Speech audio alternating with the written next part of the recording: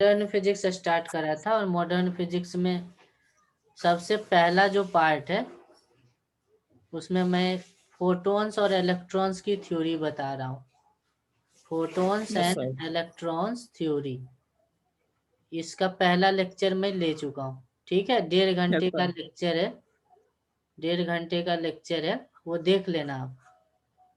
Yes sir. जो point नहीं समझ में आएगा मैसेज कर देना, मैं बता दूंगा। ठीक है, यस सर। तो इसमें कौन कौन सी थ्योरी मैं बता चुका हूँ। पहला थ्योरी फोटोन से रिलेटेड जो थ्योरी थी वो थी प्लैंक्स की quantum theory. Yes sir. Planck's quantum theory ये मैं डिस्कस किया हूँ। ये थ्योरी बोलता है ना कि जो लाइट है ना, वो पैकेट के फॉर्म में चलती है जिसको हम लोग फोटोन बोलते हैं। और फोटोन की यस एनर्जी सर। फिक्स होती है, H/F होती है, या F को yes C sir. Upon lambda कह सकते हैं। तो फोटोन की एनर्जी को हम लोग लेमड़ा। लिख सकते हैं SC अपॉन लेमडा। और H यहाँ पे प्लैंक कांस्टेंट होती है जिसकी वैल्यू 6.62 10 का six power minus 34 34 joule second होती है। Joule second. लेकिन जो वैल्यू हमें यूज में आएगा मॉडर्न फिजिक्स में वो हमेशा इलेक्ट्रॉन वोल्ट में आएगा। Yes sir. तो इलेक्ट्रॉन वोल्ट में इसकी वैल्यू होती है 4.14 10 to the power minus 15 electron volt second, ये आएगा। Yes sir. ठीक है, 4.14 10 का पावर माइनस 15 ये आती है। तो जब यहाँ पे एच की सी यहाँ पे स्पीड ऑफ लाइट है, पता ही है इसकी वैल्यू क्या होती है। तो इन दोनों यस सर। वैल्यू को यहाँ पे रख दो तो इसकी वैल्यू आएगी 12,400। कितनी आ जाएगी? 12,400। यस बटे लेमडा। तो लेमडा जब आप एंगस्ट्रॉम में लोगे तो ये एनर्जी इलेक्ट्रॉन वोल्ट में आ जाएगी, जिसका हमें यस बार सर। बार यूज करना है मॉडर्न फिजिक्स में। ठीक है, लेमडा की वैल्यू एंगस्ट्रॉम में, जैसे मान लो रेड लाइट रेड लाइट की रेड लाइट की वेवलेंथ पता है कितनी होती है? लगभग होती है मान लो 8000 एंगस्ट्रॉम। तो इसकी यस सर। एनर्जी कितनी होगी अगर निकालनी है तो क्या होगा? एनर्जी हो सर जाएगी जो 12,400 को 400 अपॉन पे 8,000। डिवाइड कर देंगे 8000 से। तो 20 से 20 कैंसिल आउट हो जाएगी यस सर। और चार 12.4/8 हो जाएगा। अब 4 से कट कर दो, 4 दूनी 8, 4 तिहाई 12। तो लगभग कितना आ जाएगा? 1.55 के लगभग आ जाएगा। Yes sir. ये इलेक्ट्रॉन वोल्ट में आ गया। तो इससे इस फार्मूले से हम बहुत इजीली किसी भी फोटोन यस की सर। एनर्जी निकाल सकते हैं। ठीक है, यस सर। इसके बाद हमने थ्योरी पढ़ा है आइंस्टाइन का mass energy equivalence. Einstein yes sir. Mass energy equivalence. Einstein का मास एनर्जी इक्विवेलेंस क्या कहता है कि मास और एनर्जी में डिफरेंस नहीं होता है, केवल स्टेट्स का डिफरेंस होता है। एनर्जी पूरी तरह से मास में कन्वर्ट हो सकता है और मास एनर्जी में, उसका ये फॉर्मूला है equal yes to sir. mc²। यहाँ पे m क्या है? m की वैल्यू होती है m0 √1 माइनस v²/c²।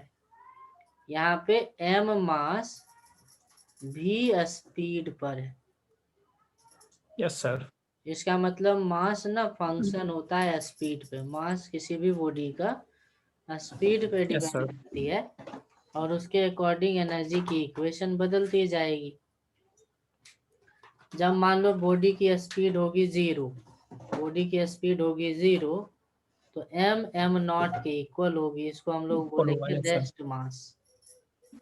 जब बॉडी रेस्ट में होगी तो उसके मास को क्या बोलेंगे? Speed zero. Rest mass.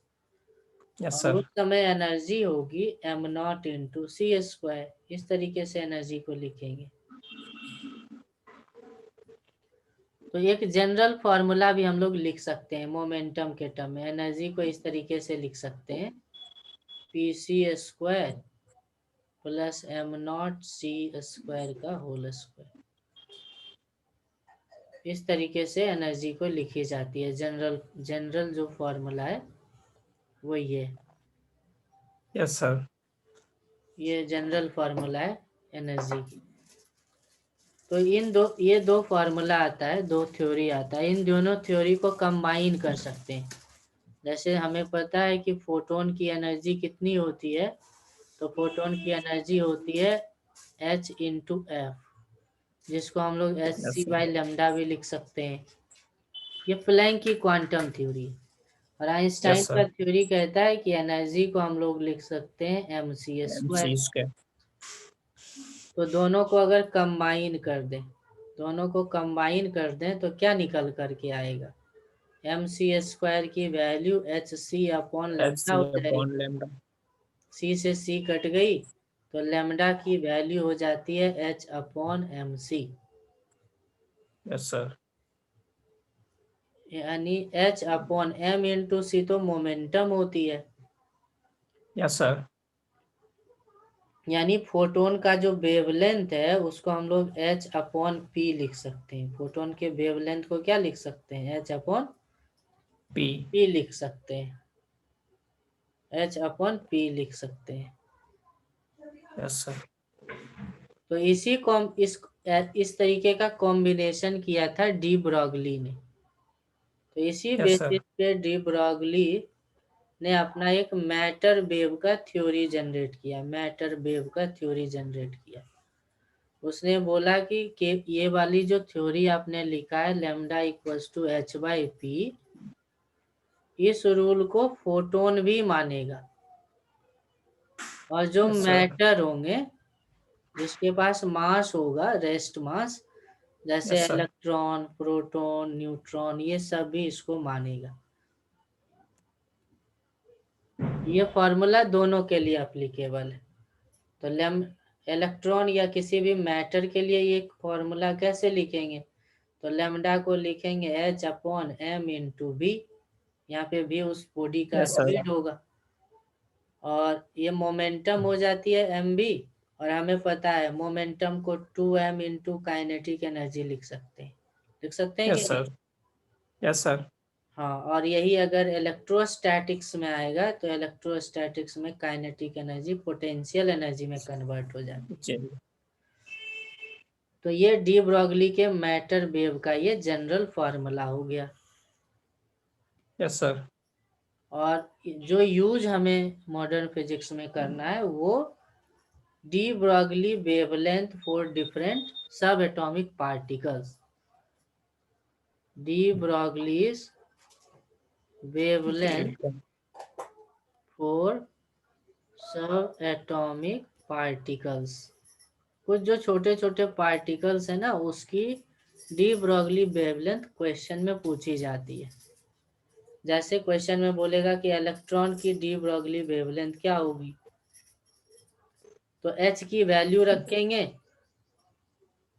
M की वैल्यू Yes, sir. रखेंगे, यू की वैल्यू रखेंगे। जनरली मॉडर्न फिजिक्स में भी गिवन रहेगी। Yes, sir. भी इज द वोल्टेज। तो सारी वैल्यू जब पुट करोगे ना इलेक्ट्रॉन के लिए तो ये आ जाएगी अंडर रूट 150 बाई बी। और ये आएगा एंगस्ट्रॉम में। ऐसी वन अंडर रूट 150 का वैल्यू आएगा 12.27। तो ये फॉर्मूला हमें यूज करना है मॉडर्न फिजिक्स में। डी ब्रॉगली वेवलेंथ इलेक्ट्रॉन की ये होती है। ठीक है। Yes, sir. इसी तरीके से प्रोटॉन के लिए अगर डी ब्रॉगली वेवलेंथ लिखेंगे तो प्रोटॉन का मास ज्यादा होता है, इसलिए इसका वेवलेंथ थोड़ा कम हो जाएगा। कैलकुलेशन Yes, से आ sir. जाएगा 0.286 अंडर रूट भी एंगस्ट्रॉम। ये आ जाएगा प्रोटॉन के लिए। Yes, sir. और यही अगर ड्यूट्रॉन के लिए लिखेंगे, ड्यूट्रॉन के लिए लिखेंगे तो आ जाएगा 0.202 अंडर रूट भी एंगस्ट्रॉम। ये आ जाएगा। और Yes, sir. अल्फा पार्टिकल्स के लिए लिखेंगे, अल्फा पार्टिकल्स के लिए तो 0.101 आ जाएगा। ठीक है, तो ये सारे डी ब्रॉगली वेवलेंथ है। Yes, sir. अब इसका एप्लीकेशन बहुत वास्ट है, मैं पिछले भी लेक्चर में बताया था, रिवीजन के लिए मैं बता रहा हूँ।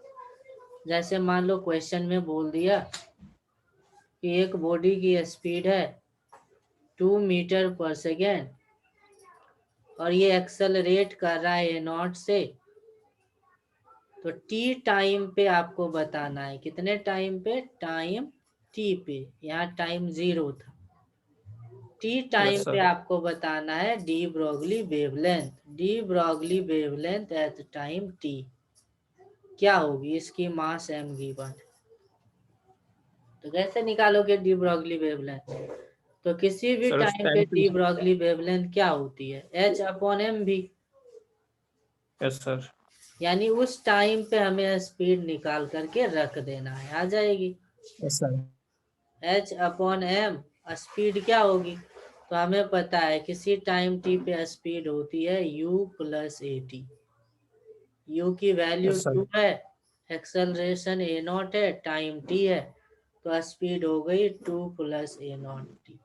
यही हो गया डी ब्रॉगली वेवलेंथ। तो इस तरीके का बहुत क्वेश्चन जेई में पूछता है। ठीक है, तो ऐसा Yes, हो जाएगा। yes, sir. तो ये था डी ब्रॉगली का हाइपोथेसिस, डी ब्रॉगली का मैटर वेव, डी ब्रॉगली का मैटर वेव ये था। इसके बाद मैंने बताया फोटो इलेक्ट्रिक इफेक्ट के बारे में। इसके बाद मैं क्या बताया, फोटो इलेक्ट्रिक इफेक्ट। इसके बाद मैंने क्या किया, थ्योरी दिया, इलेक्ट्रॉन्स के बारे Yes, में sir. भी बताया, फोटॉन्स के बारे में भी बताया। Yes, sir. अब एक ऐसी थ्योरी जहां पे फोटोन मैटर से इंटरेक्ट करता हो, Yes, sir. जहाँ पे फोटोन मैटर से इंटरेक्ट करता हो, तो उसमें से एक थ्योरी आता है फोटो इलेक्ट्रिक इफेक्ट और Okay. X ray generation. तो फोटो इलेक्ट्रिक इफेक्ट में, फोटो इलेक्ट्रिक इफेक्ट क्या होती है, बहुत सिंपल है कि कोई भी अगर मेटल या मेटल का कोई ऑक्साइड हो, तो उसमें क्या होती है ना, जैसे ही लाइट आकर के गिरती है तो देखा जाता है ना कि इलेक्ट्रॉन जंप करने लगता है, इलेक्ट्रॉन मूव करने लगता है, मेटल से बाहर आ जाता है। Yes, sir. तो यहाँ पे फोटॉन्स के वजह से, फोटॉन्स के वजह से फोटॉन्स के वजह से जो इलेक्ट्रॉन मेटल को छोड़ करके बाहर आ जाती है, इन इलेक्ट्रॉन्स को बोलते हैं फोटो इलेक्ट्रॉन्स। और ये मूविंग होते हैं इलेक्ट्रॉन्स, तो हमें पता है Yes, sir. इलेक्ट्रॉन्स अगर मूविंग हो तो मूविंग इलेक्ट्रॉन्स को ही तो बोलते हैं करंट। Kinetic energy. नहीं, उसी मूविंग इलेक्ट्रॉन को क्या बोलते हैं, करंट। तो यहाँ पे इसी करंट का नाम दिया जाता Yes, है sir. Photo current, photo current. तो फोटो इलेक्ट्रॉन्स और फोटो करंट एक टर्म यूज होता है।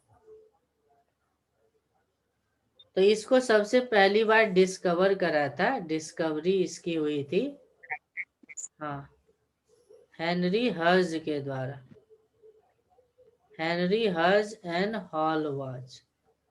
ये अलग अलग ऑब्जर्वेशन, अलग अलग ऑब्जर्वेशंस में ये डिस्कवर किया था। हर्ज ने क्या देखा, हर्ज ने देखा कि एक वैक्यूम ट्यूब है, वैक्यूम ट्यूब पे वो अलग एक्सपेरिमेंट कर रहा था, एक गैल्वेनोमीटर लगी हुई थी, और पाया कि जैसे ही लाइट यहाँ पे गिरती है तो गैल्वेनोमीटर की जो निडिल है ना, यहाँ पे Yes, sir. गैल्वेनोमीटर में ऐसे निडिल लगी रहती है, तो Yes, sir. गैल्वेनोमीटर की निडिल ना झट से डिफ्लेक्ट हो गई।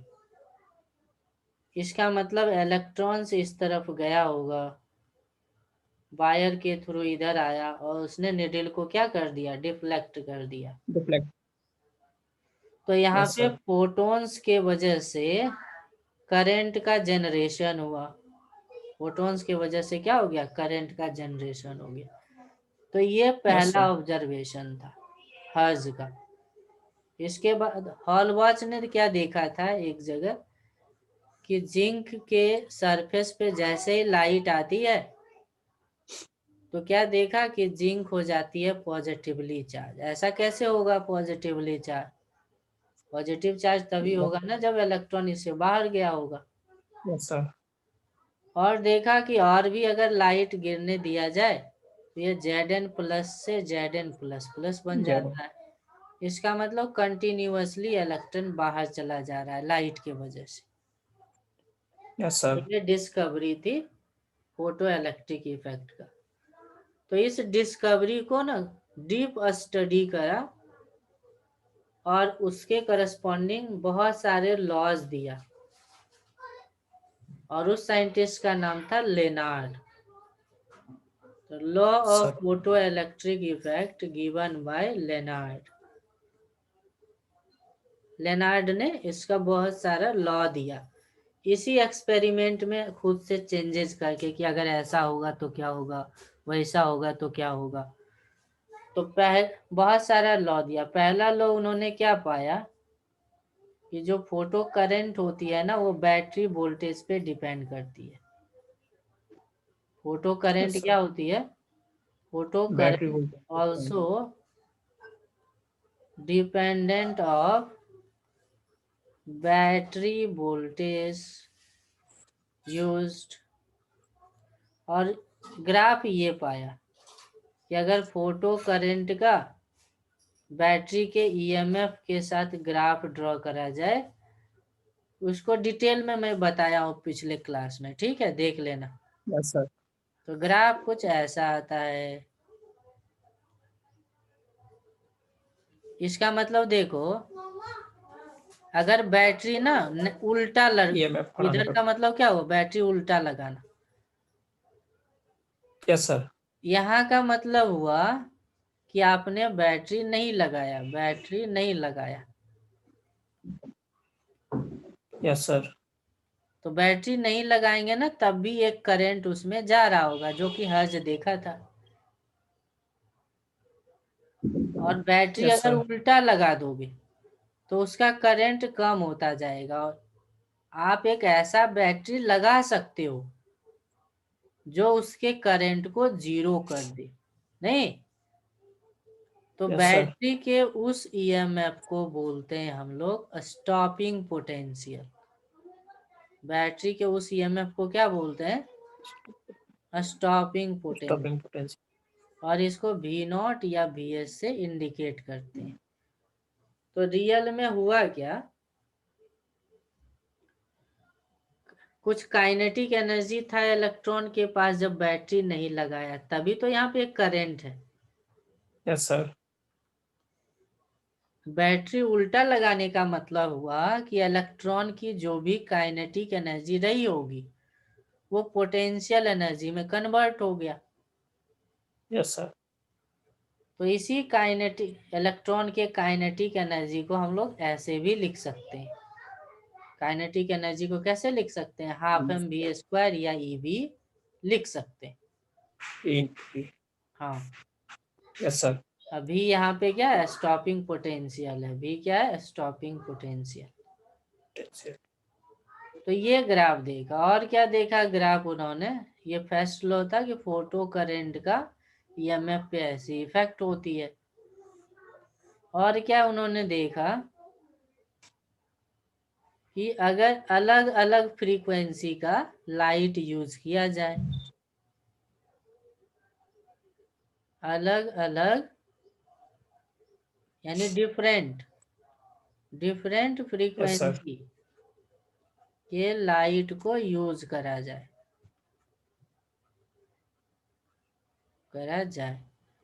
तो क्या होगा? उन्होंने पाया ना कि अगर डिफरेंट डिफरेंट फ्रीक्वेंसी के लाइट का यूज करा जाए तो यही ग्राफ ना कुछ इस तरीके का आता है।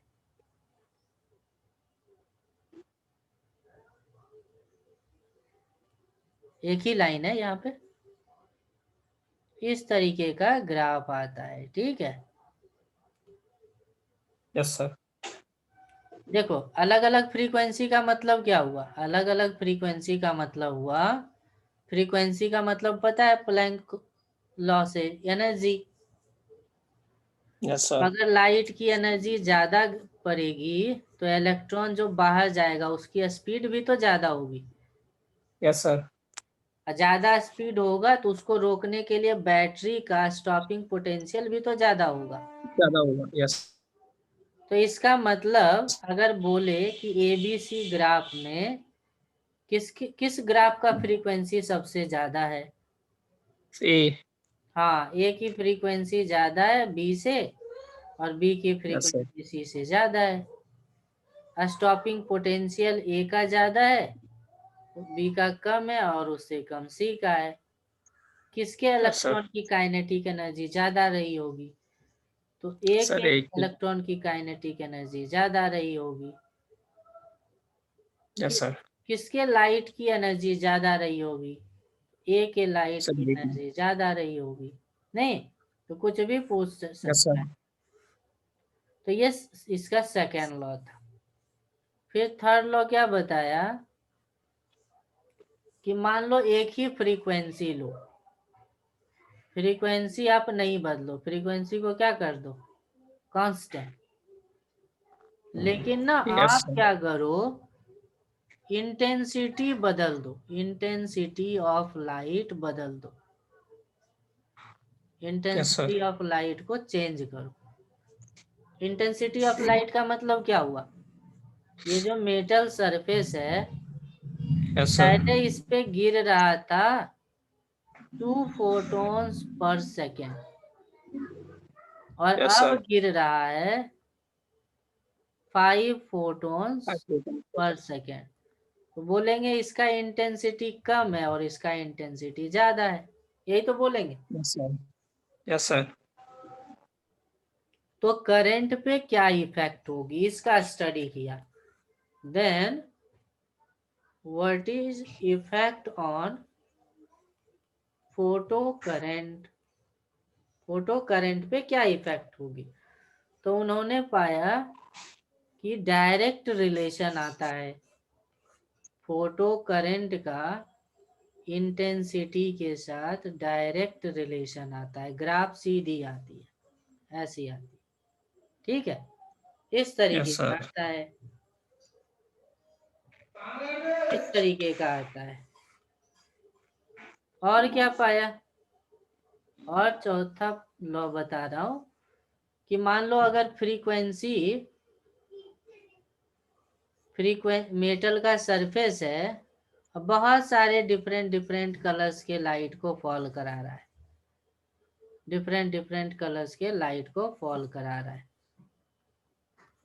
Yes, sir. क्या देखता है कि फोटो इलेक्ट्रॉन्स जनरेट होने के लिए ना फ्रीक्वेंसी की वैल्यू, एक Yes, sir. Minimum frequency required होती है। फ्रीक्वेंसी अगर मिनिमम से ज्यादा रही तो फोटो इलेक्ट्रिक इफेक्ट होगा, और फोटो फ्रीक्वेंसी की वैल्यू मिनिमम से अगर कम रही तो फोटो इलेक्ट्रिक इफेक्ट नहीं होगा। तो इस Yes, sir. मिनिमम फ्रीक्वेंसी को बोलेंगे, इस मिनिमम फ्रीक्वेंसी को बोलेंगे थ्रेशोल्ड फ्रीक्वेंसी। कौन है, रुको भाई, हेलो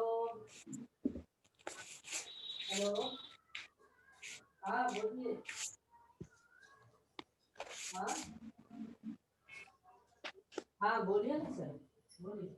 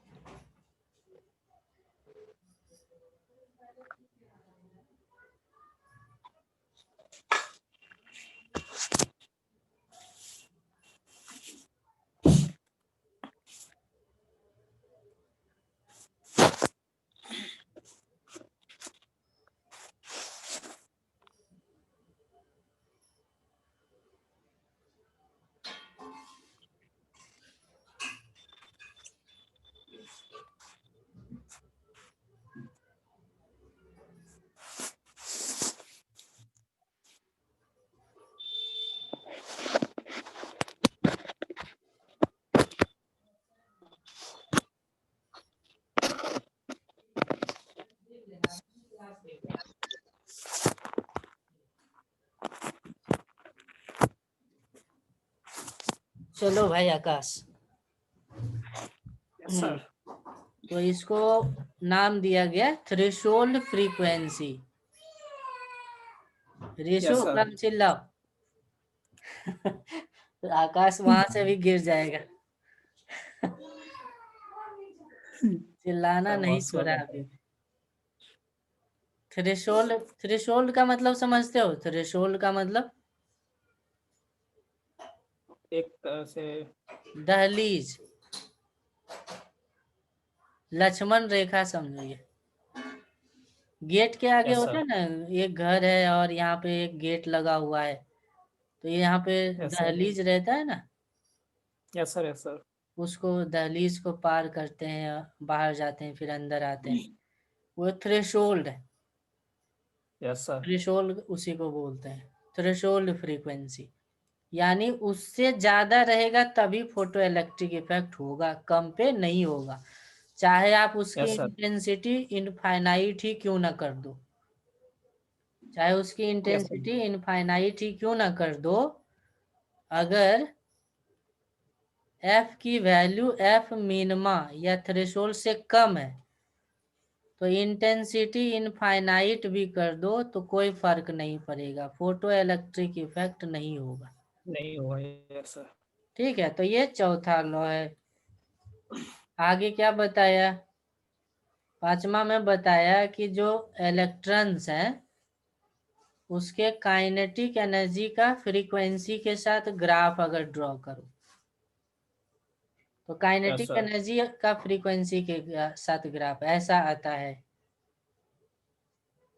ये क्या बता रहा है? ये बता रहा है थ्रेशोल्ड फ्रीक्वेंसी को। ये क्या बता रहा है? थ्रेशोल्ड फ्रीक्वेंसी को। फ्रीक्वेंसी, यानी फ्रीक्वेंसी थ्रेशोल्ड से देखो ज्यादा है तभी इलेक्ट्रॉन में काइनेटिक एनर्जी आया है, नहीं यस सर, तभी हाँ सर, काइनेटिक एनर्जी आया है। तो इस तरीके का बहुत सारा उन्होंने लॉ दिया है उसकी डीप स्टडी करके। तो यस सर, इसके बाद एक लॉ आया है आइंस्टाइन की फोटो इलेक्ट्रिक इफेक्ट की लॉ। वो मैथमेटिकल एक्सप्लेनेशन है, इसमें जितने भी ग्राफ आया है या जो भी यस चीजें सर, आया है केवल एक इक्वेशन से आइंस्टाइन ने सबको प्रूव कर दिया। तो वो लॉ है आइंस्टाइन की फोटो इलेक्ट्रिक इफेक्ट की लॉ।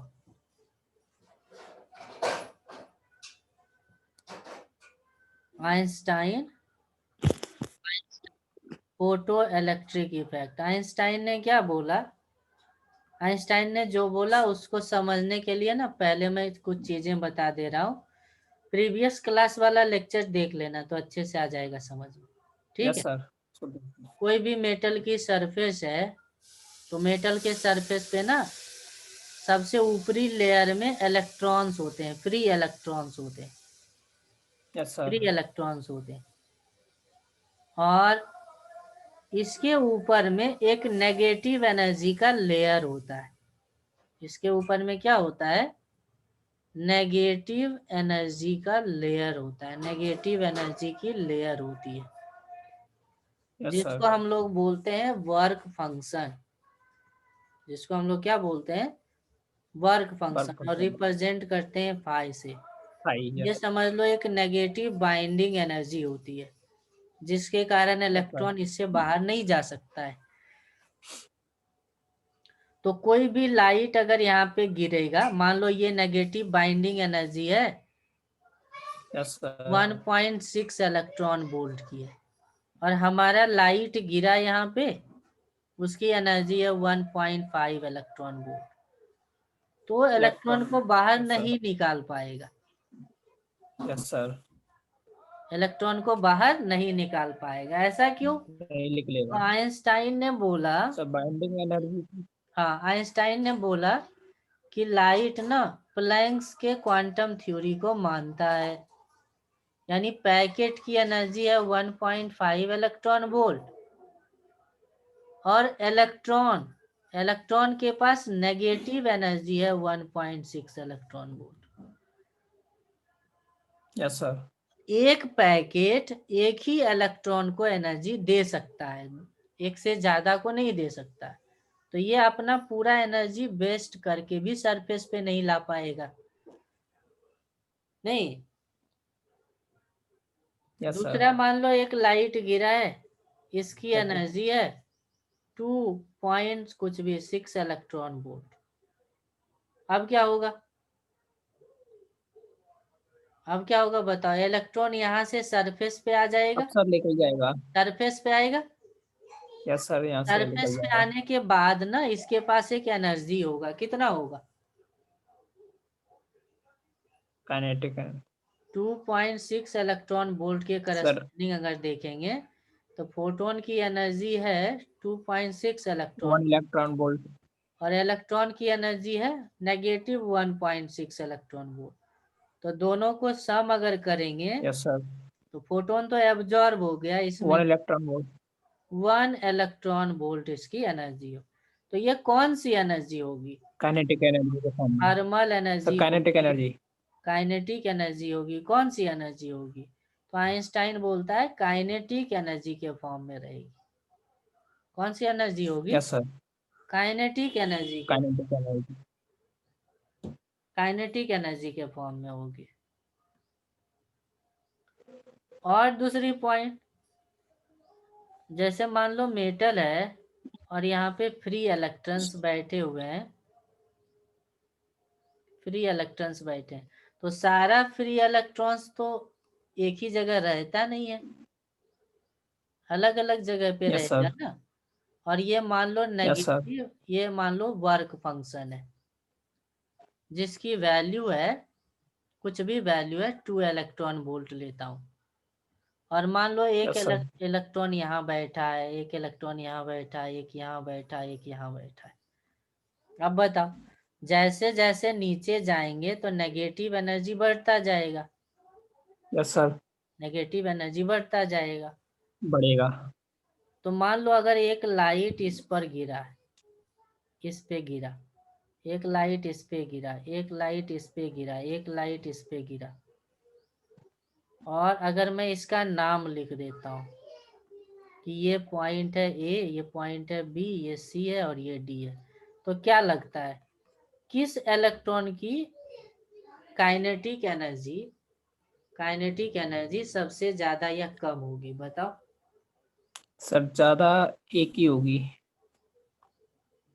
ज्यादा एक ही होगी, सब सही है। काइनेटिक कम एनर्जी सर डी की। एक ही होगी सबसे ज्यादा, बी की होगी उससे काइनेटिक एनर्जी, बी कम। की होगी उससे कम, काइनेटिक यस सर। एनर्जी सी की उससे भी कम, काइनेटिक एनर्जी डी की सबसे कम होगी कि नहीं होगी। Yes sir. अच्छा, इसका मतलब सबसे ऊपरी लेयर में जो इलेक्ट्रॉन्स होगी उसकी काइनेटिक एनर्जी होगी मैक्सिमम, यस नहीं। सर। तो काइनेटिक एनर्जी हाँ सर। मैक्सिमम की बात करें तो मैक्सिमम किसकी होगी, ए की होगी, ए की होगी। एक ही। यानी नेगेटिव एनर्जी लेयर के जस्ट नीचे वाला जो लेयर है उसमें जो इलेक्ट्रॉन होगा उसकी काइनेटिक एनर्जी सबसे ज्यादा होगी। सबसे ज्यादा। अब देखो आइंस्टाइन की लॉ को एक्सप्लेन करता हूँ। आइंस्टाइन ने क्या बोला कि मान लो किसी एक मेटल की सरफेस है, मेटल है और इसकी वर्क फंक्शन है फाई, और इस पे यस एक सर। लाइट आकर के गिरा, इसकी एनर्जी है ई। Yes sir. तो यहाँ से जो इलेक्ट्रॉन निकलेगा ना, इलेक्ट्रॉन निकलेगा, किसी का स्पीड होगा v1 v2 v3, किसी का 0 भी होगा और किसी का स्पीड मैक्सिमम भी होगा, है कि नहीं। Yes sir. तो आइंस्टाइन बोलता है कि एनर्जी होगी work function plus kinetic energy maximum. ये सही है या गलत, देखो। यस सर, सही है सर। सही है, यस सर। सही है। एग्जाम्पल से देख लेते हैं, एग्जाम्पल से देख लेते हैं। जैसे मान लो मेटल है और इसकी ये नेगेटिव एनर्जी है 3 इलेक्ट्रॉन वोल्ट, वर्क फंक्शन। और यहाँ से एक लाइट आकर के, यहाँ पे एक इलेक्ट्रॉन है, इस पे एक लाइट आकर के गिरता है 7 इलेक्ट्रॉन वोल्ट की, यस सर। और ये फिर मूव करने लगेगा, तो इसी यस का तो सर। काइनेटिक एनर्जी मैक्सिमम होगा। हाँ सर। तो एनर्जी कंजर्वेशन लगा देते हैं। तो एनर्जी कंजर्वेशन में क्या बोलेंगे, 7 इलेक्ट्रॉन वोल्ट 2 पार्ट में टूट गया, यस सर। एक वर्क 3 में फंक्शन। और एक काइनेटिक मैक्सिमा में चला गया, यानी एनर्जी 5 + k मैक्सिमा हो गई है कि नहीं। Yes sir. तो इस लॉ, ये लॉ था आइंस्टाइन का। समझ में आ गया आइंस्टाइन का photo electric effect. Yes sir, आ गया। अब लेनार्ड ने जितना भी ग्राफ ड्रॉ करा था, सारे ग्राफ को हम ड्रॉ कर सकते हैं। जैसे अगर हमें मैक्सिमम काइनेटिक एनर्जी का ग्राफ ड्रॉ करना है फ्रीक्वेंसी के साथ, ड्रॉ ग्राफ, तो कैसे ग्राफ ड्रॉ करेंगे, तो हमें पता है एनर्जी होती है work function plus kinetic maxima, और एनर्जी को हम लोग लिखते हैं HF, फाई काइनेटिक मैक्सिमा। तो हम लोग इसको ऐसे लिख सकते हैं, kinetic maxima equals to HF - phi, लिख सकते हैं कि नहीं लिख सकते। Yes sir. अब ये हो गया Y, ये हो गया mx - c, तो ग्राफ कैसी हो जाएगी बताओ, काइनेटिक सर मैक्सिमा स्टेट। का, काइनेटिक मैक्सिमा का F के साथ ग्राफ कैसा आएगा, ऐसा आएगा कि नहीं। Sir state line constant. Yes लेकिन सर। हमें पता है काइनेटिक एनर्जी तो नेगेटिव नहीं हो सकता ना, तो ये यस वाला सर। पार्ट नहीं रहेगा ग्राफ में, ये वाला पार्ट ग्राफ में नहीं रहेगा। ठीक है, तो ग्राफ इतना ही रहेगा। यही तो ग्राफ था, देखो अभी उधर लेनार्ड वाले में देखा था। Yes sir. Yes sir. और ये क्या है, ये है threshold frequency, frequency. Threshold frequency है। और हमें देखो यहाँ से ये भी पता चलता है कि यहाँ पे जो स्लोप है ग्राफ का वो प्लैंक कांस्टेंट है, yes sir, H Planck constant. यानी स्लोप या टेन थीटा जो ग्राफ की है वो प्लैंक कांस्टेंट है। यानी अलग अलग मेटल के लिए अगर लिखेंगे, अलग अलग फ्रीक्वेंसी के लिए लिखेंगे, तो केवल क्या होगा, ग्राफ पैरेलल शिफ्ट होगा, क्योंकि स्लोप सबका क्या रहेगा, same. Same. Yes sir. Slope सबका क्या रहेगा, सेम ही रहेगा। सेम। और क्या बताता है ये ग्राफ, ये ग्राफ बताता है कि जो देखो इंटरसेप्ट है वो फाई है, यानी वर्क फंक्शन। Yes sir. यानी जो हम ग्राफ ऐसे ड्रॉ करते हैं ऐसे, इसको अगर हम पीछे ले जाए ना, यस ये सर। वाली जो हाइट बनती है that height is the work function, work function. और यहाँ पे जो थीटा बनता है उसका टेन थीटा प्लैंक कांस्टेंट होती है। तो इससे क्वेश्चन आता है, इससे ना क्वेश्चन आता है फोटो इलेक्ट्रिक इफेक्ट में। Yes sir.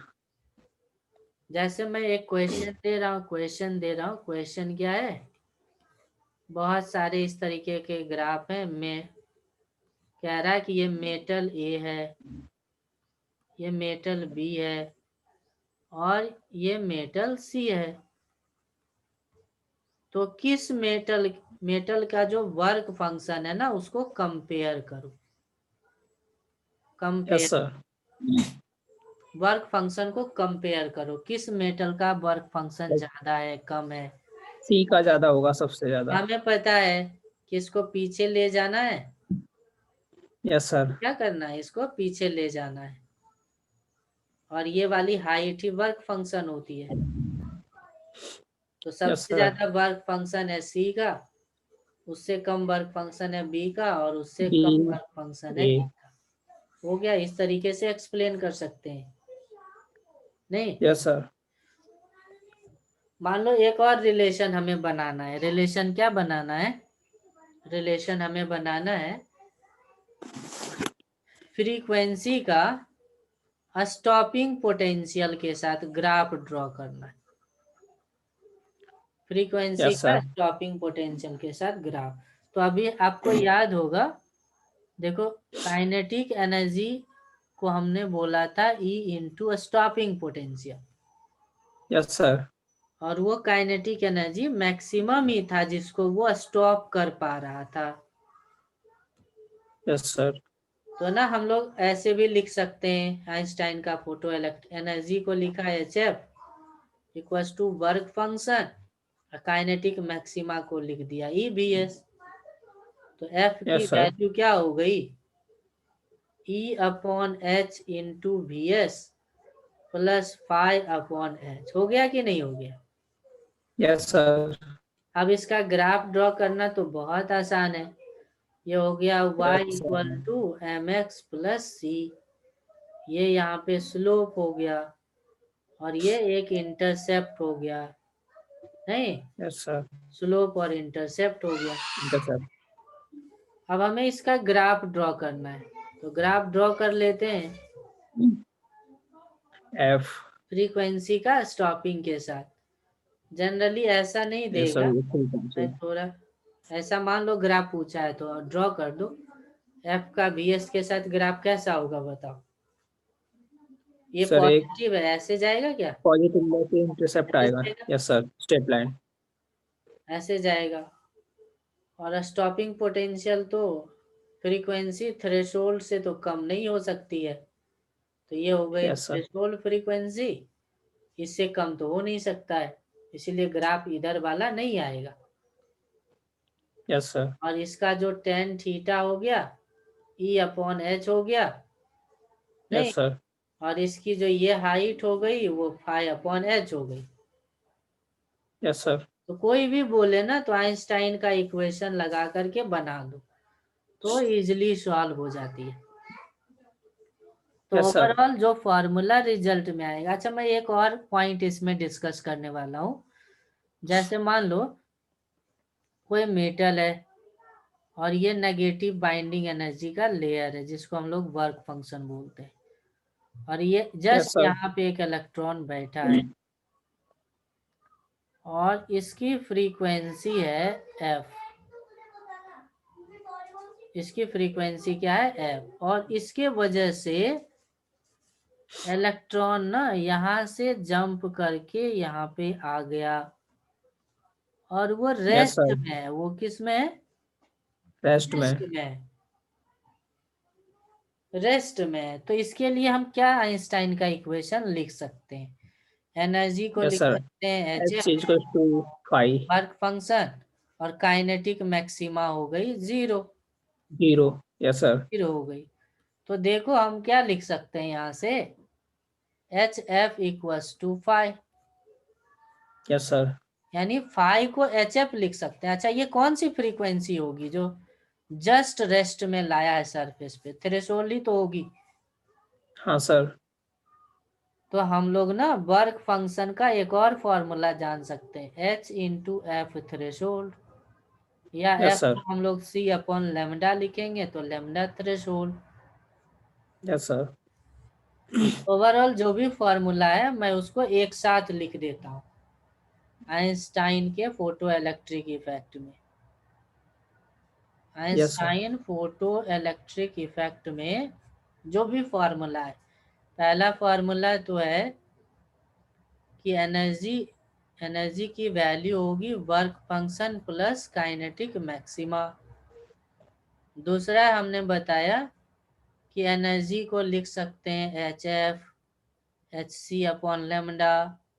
या इसको एनर्जी को P इंटू सी भी लिख सकते हैं क्या, मोमेंटम इंटू स्पीड भी लिख सकते हैं। Yes sir. और एनर्जी को ये लिख सकते हैं। फाई को क्या लिख सकते हैं?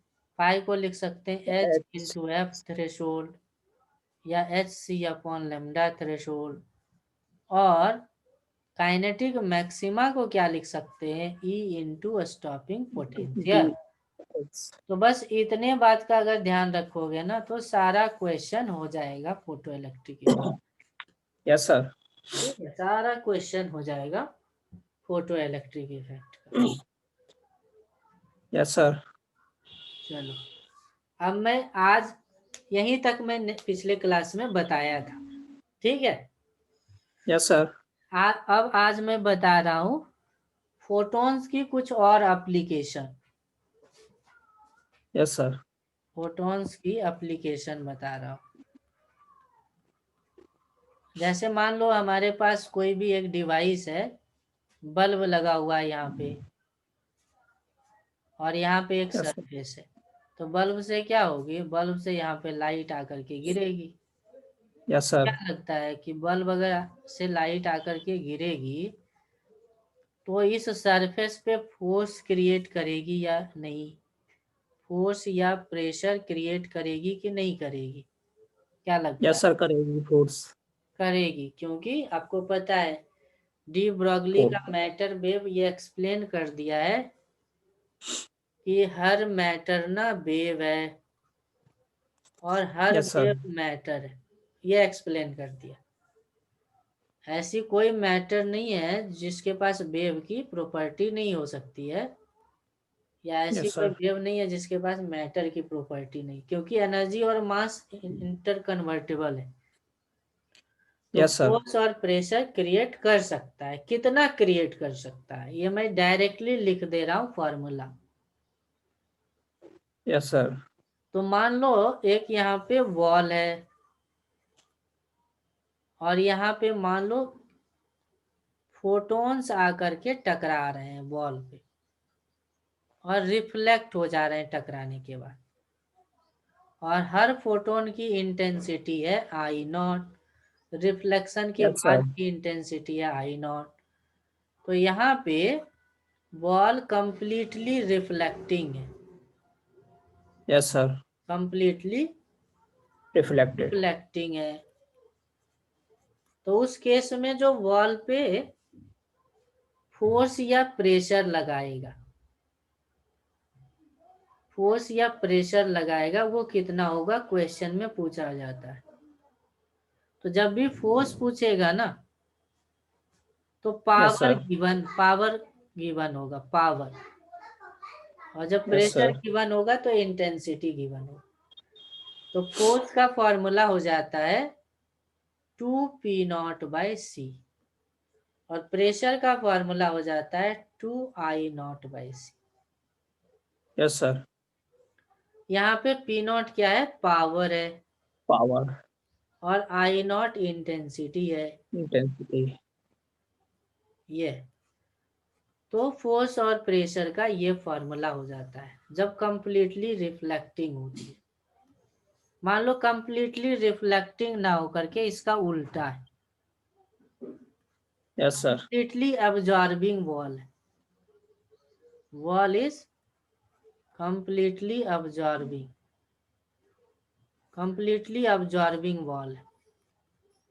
तो क्या होगी, लाइट आकर के गिरेगी तो जरूर, लेकिन इसका रिफ्लेक्शन नहीं होगा, अब्जॉर्ब हो जाएगा। Yes sir. Power P0, intensity I0 है। तो फोर्स की फॉर्मूला क्या होगी, तो फोर्स की फॉर्मूला हो जाएगी P0/C, और यस सर। प्रेशर की फॉर्मूला हो जाएगी आई I0, नॉट बाई सी। ये हो जाएगी। इसी तरीके से मान लो अगर एंगल पे आकर के गिरे, है ना, ऐसा भी यस हो सर। सकता है कि एंगल पे आकर के गिरे, एंगल। 90 डिग्री पे ना गिरे, और ये वॉल है completely reflecting, completely reflecting wall है। इस तरीके से लाइट आकर के गिरती है और ऐसे चली जाती है। पावर P0, इंटेंसिटी I0 है। अरे यार एंगल पे देना था ये ना, तो सर पहला पहला केस हो। हाँ एंगल पे जाना है। तो इस हाँ। तरीके से आया है और इस तरीके से चला गया। Power P0, intensity I0, power P0, intensity I0, और ये वाला एंगल गिवन है, एंगल थीटा। तो फोर्स का जो फॉर्मूला हो जाएगा वो हो जाएगा yes sir. 2P0/C into cos square theta. Yes पहले सर। यही थीटा 0 था, यस सर। तो जीरो। वो वाला केस आ गया था। और प्रेशर का जो रिलेशन आएगा उसमें इंटेंसिटी आ जाएगी two two I I naught naught by upon C C into cos cos square square. Theta. ठीक है, तो ये फॉर्मूला आता है। इसी में अगर कंप्लीटली अब्जॉर्बिंग हो तो क्या हो जाएगी, इसी में सर वॉल 2 इज उठ जाएगा।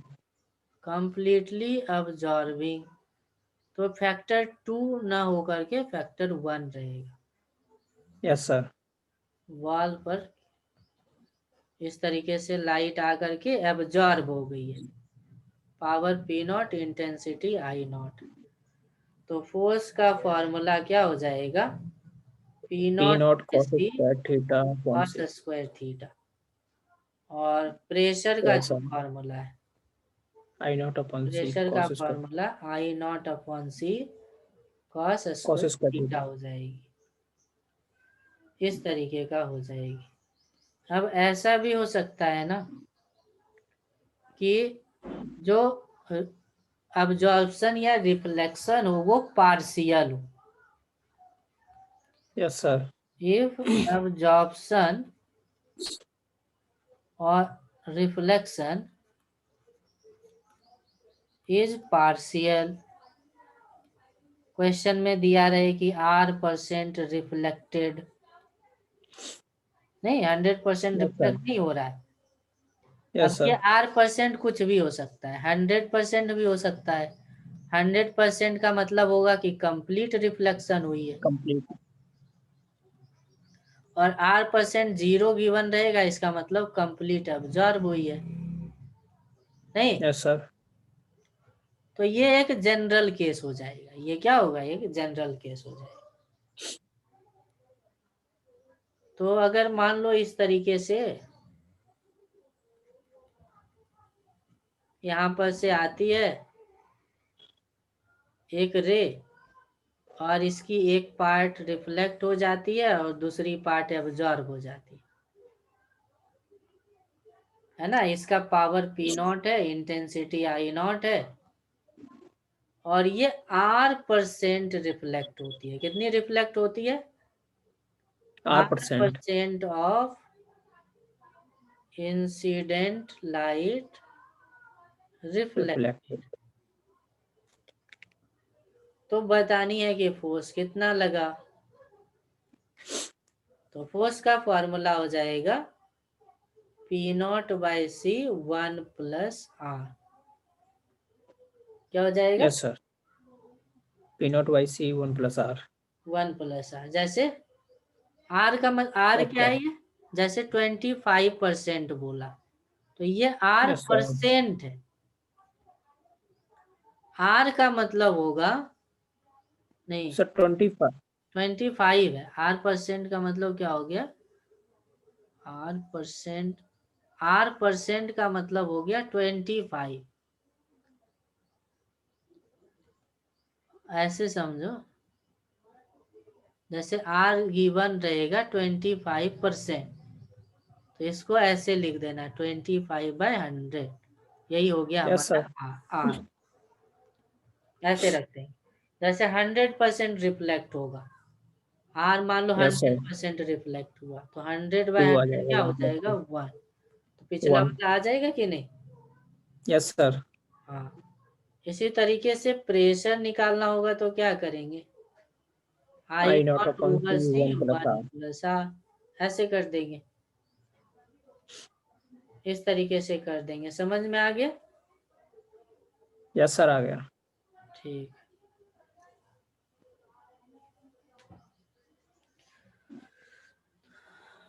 तो एंगल पे अगर इंसिडेंट करके रिफ्लेक्ट कर जाए तो क्या फॉर्मूला बन जाएगी इसी में,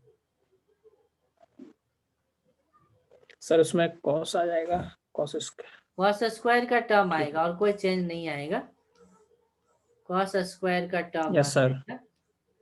कौन सा, पांचवा, छठा, 6th पॉइंट है ये। जैसे मान लो ये वॉल है, ऐसे करके ऐसे रिफ्लेक्ट होता है और एक पार्ट ऐसे ट्रांसमिट होता है, ये R% रिफ्लेक्टेड, और ये पावर पी नॉट और इंटेंसिटी आई नॉट था, ये वॉल है। I naught. तो कितना फोर्स लग जाएगा बता दो, तो फोर्स हो सर पी जाएगा naught upon C P one naught plus upon R C 1 plus R और साथ में cos square theta. यहाँ पे ये वाला एंगल है थीटा, Yes sir. ये वाला एंगल है थीटा। और इसी तरीके से Normal. प्रेशर का भी रिलेशन लिख लेंगे। तो प्रेशर हो जाएगा I naught over c 1 plus R Plus cos cos square square theta. Theta. इस तरीके से लिख लेंगे। समझ में आ गया ये पॉइंट? Yes sir, आ गया. चलो, ये जनरेट कैसे होता है उसके लिए थोड़ा सा मैं हिंट दे रहा हूँ, थोड़ा सा हिंट मैं दे रहा हूँ। इस तरीके से होता है कि मान लो कि एक फोटोन है, केवल एक फोटोन है जिसकी एनर्जी है, कुछ भी एनर्जी है, इसकी फ्रीक्वेंसी है मान लो एफ, और ये आगे गिरता है और रिफ्लेक्ट होकर के चला जाता है, कंप्लीट रिफ्लेक्टिंग वॉल है। तो कितना मोमेंटम में चेंज आएगा ये बता सकते हैं कि नहीं? तो Yes इनिशियल sir. मोमेंटम था हमारा पॉजिटिव, मोमेंटम होती Yes है sir. एच अपॉन लेमडा, यही लिख देता हूँ एच अपॉन लेमडा ही, Yes sir. बताया था ना? Yes lambda sir. Yes होती sir. है एच अपॉन पी। Yes. अब फाइनल मोमेंटम क्या होगी? तो माइनस एच अपॉन लेमडा। तो चेंज इन मोमेंटम कितना हो गया? -2h upon lambda. ये हो गया कि नहीं हो गया? Sir. Yes sir. ये चेंज इन मोमेंटम है। चेंज इन मोमेंटम ये कब है? जब केवल एक फोटोन आकर के गिरा है, सिंगल फोटोन के लिए, Yes सिंगल sir. फोटोन के लिए, सिंगल फोटोन के लिए। अब मान लो बोल रहा है कि नहीं सिंगल के लिए नहीं ले रहा हूं, एन फोटोन्स के लिए ले रहा हूं। तो एन फोटोन्स के लिए चेंज इन मोमेंटम क्या होगा बताओ? -2nh अपॉन एफ N होगी कि नहीं? N आ जाएगा. Yes sir. ये एन फोटोन्स के लिए चेंज इन मोमेंटम। अब मान लो इसी में क्वेश्चन में चेंज कर दे रहा हूं। क्वेश्चन में बोल रहा है n number of photons falling on wall per second, then find force on the wall by photons। कितनी होगी बतानी है। तो हमें पता है फोर्स का फॉर्मूला होता है change in momentum divided by time. Yes sir. Question में तो बोल रहा है पर सेकेंड निकालना, यानी टाइम की वैल्यू 1 एक सेकेंड, सेकेंड. 1 सेकेंड रख दिया। अब Yes sir. मोमेंटम में Change in चेंज का momentum. अभी फॉर्मूला बताया था। -2 अभी देखो change in H over momentum का क्या फॉर्मूला लिखा था H over एन के लिए? 2nh -2 bye, N H. Minus को छोड़ दो, वैल्यू को मैं Yes नहीं, sir, वो तो वैल्यू को डायरेक्शन केवल इंडिकेट ले कर. रहा हूँ। 2nh अपॉन एफ होगी कि नहीं होगी? Yes sir. 2nh upon F, ये हो गई फोर्स। ये क्या हो Yes गई? sir. ये हो गई Force. फोर्स की वैल्यू। अब मान लो हमें फोर्स को पावर में बदलना है, तो पावर क्या होता है बताओ? पावर होता है energy upon time. Energy in upon time.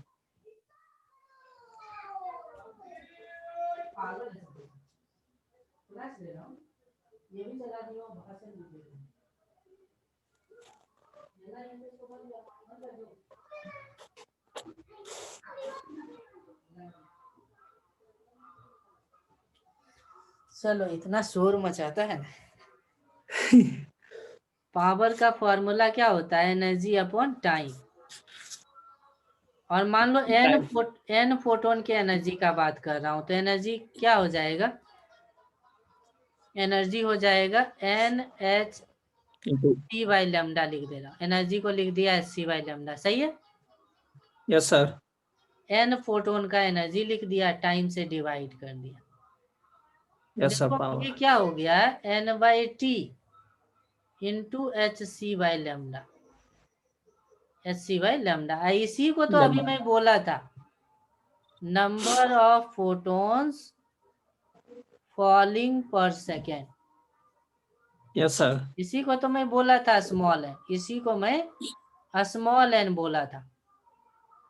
इसका मतलब कोई भी एक पावर सोर्स हो जहां से लाइट निकल रही हो, पावर को मैं पी नॉट लिख देता हूँ। तो पावर को हम लोग ना लिख सकते हैं N into H C by lambda, लिख सकते हैं कि नहीं? Yes sir. तो number of photon per second. दो फार्मूला हमारे पास आया है। एक आया है फोर्स का और एक आया है पावर का। दोनों को अगर यस सर। डिवाइड करें तो कुछ रिलेशन बन जाएगा। Yes sir. फोर्स का फॉर्मूला क्या आया है? फोर्स का फॉर्मूला आया 2n h अपॉन एफ। देखो yes sir. 2n h upon F ये आता है। अब पावर का फॉर्मूला पता है, पावर का फॉर्मूला एन एच है सी वाला। एन एच सी अपॉन, अरे ये लेमडा है ना, लेमडा है। Yes sir. तो लेमडा से सर ऊपर में भी लेमडा। ऊपर में भी लेमडा ही होगा। Yes sir. ऊपर में लेम एच अपॉन लेमडा होगा, ये लेमडा होगा, लेमडा है, ठीक है। चलो, तो H upon yes sir. Lambda क्या हो जाएगी? कट जाएगी, H upon lambda cancel out हो जाएगी, एन भी कैंसिल आउट हो जाएगी। एफ अपॉन पावर का वैल्यू क्या आया देखो, 2 अपॉन सी आती है। एफ की वैल्यू क्या आ गई? 2 P naught two upon, upon c. यही तो मैं बोल रहा था, कंप्लीटली रिफ्लेक्टिंग में यही तो बोला था। Yes sir. नहीं, यस कंप्लीटली सर। रिफ्लेक्टिंग में यही बोला था। हाँ सर। हाँ, और इंटेंसिटी प्रेशर को अगर लिखना हो तो देखो कैसे लिखेंगे। तो प्रेशर को लिखेंगे फोर्स बटे area, force upon A. Yes sir. ठीक है, फोर्स अपॉन एरिया। तो फोर्स को क्या लिखा? 2n h upon lambda by area. Intensity को क्या लिखेंगे? इंटेंसिटी को लिख लेते हैं। इंटेंसिटी होता है ना पावर बाय एरिया। इंटेंसिटी क्या होता है? Power by area. तो इसका मतलब समझ रहे हो? अगर मैं यहाँ पे थोड़ा सा इसको मैं मिटा देता हूँ तो जरा डायरेक्ट समझो कि अगर मैं इसको डिवाइड कर दूं ना तो एरिया एरिया तो कट जाएगा। Yes sir. तो फोर्स और पावर का जो रेशियो आएगा वही प्रेशर और इंटेंसिटी का आएगा। Yes sir. नहीं आएगा?